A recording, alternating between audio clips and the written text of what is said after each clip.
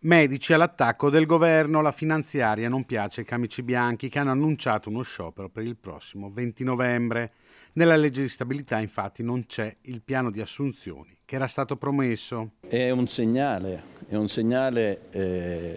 della professione nei confronti della politica che non ha, per come sono in questo momento, come l'impostazione della nuova legge finanziaria, non ha sostenuto quella che è almeno apparentemente non ha sostenuto, quella che è una delle lezioni del Covid, cioè che se tu vuoi una nazione economicamente forte, una nazione che possa produrre, possa lavorare, devi avere una nazione sana. Per avere una nazione sana devi avere gli operatori della sanità. La fuga all'estero e verso il settore privato resta la causa principale dell'ormai cronica carenza di medici.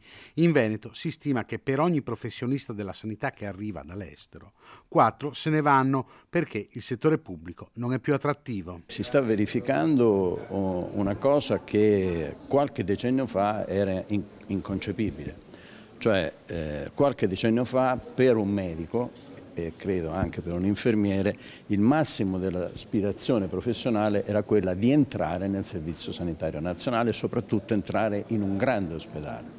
Mentre invece adesso la professione sta facendo il contrario, sta uscendo dai grandi ospedali e sta entrando nelle strutture private. Per l'Ordine dei Medici la soluzione non è il numero chiuso nelle facoltà di medicina, ma una corretta programmazione. In Italia non sono mai mancati medici. L'Italia ha un rapporto medici-popolazione tra i più alti dell'OCSE. Quello che sono mancati sono gli specialisti.